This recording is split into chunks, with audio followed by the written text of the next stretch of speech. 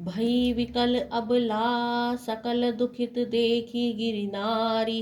करी विलाप रोदती बदती सुता स्नेहु संभारी। हिमालय की स्त्री को मेना को दुखी देखकर सारी स्त्रियां व्याकुल हो गई।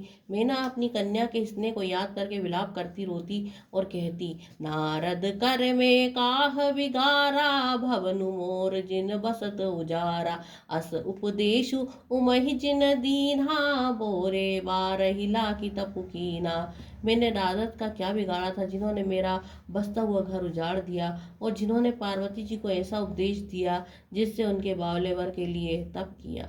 साचे हूँ उनके मोह न माया उदासीन धनु धामु न जाया।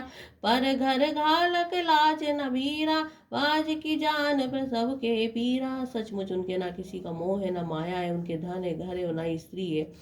वे सबसे उदासीन हैं, इसी से वे दूसरों का घर उजाड़ने वाले हैं। उन्हें ना किसी की लाज है, ना डर है। भला बांझ स्त्री प्रसव की पीड़ा को क्या जाने। जन नहीं विकल विलो की भवानी बोली जुत विवेक मृदुबानी। अस विचारी सोचहि मति माता सोना टय रही जो रचहि विधाता। माता को विकल देख कर कहे पार्वती जी विवेक युक्त कोमल वाणी से बोली, हे माता, जो विधाता ने रच दिया है वह टल नहीं सकता। ऐसा विचार कर तू सोच मत करो। करम लिखा जो बाउर नाहू तो कत दोषु लगायु काहू। तुम सन मिटई की विधि के अंका मातु व्यर्थ जनि लेहु कलंका। जो मेरे भाग्य में बावला पति लिखा है तो किसी को क्यों दोष लगाया जाए। हे माता, क्या विधाता के अंक तुमसे मिट सकते हैं। व्यथा कलंक का टीका मत लो। जननी लेहु मातु कलंको करुणा परिहरहु अवसर नहीं।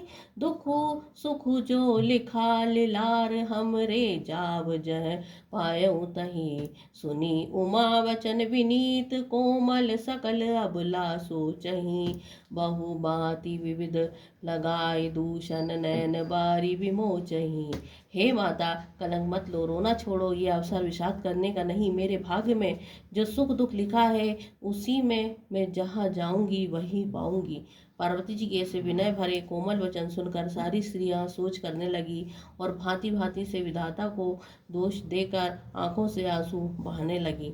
तेहि अवसर नारद सहित अरु ऋषि सप्त समेत समाचार सुनी तुरी नगरी गवने तुरत निकेत। ये समाचार को सुनते ही हिमाचल उसी समय नारद जी और सप्त ऋषि को साथ लेकर के अपने घर आए।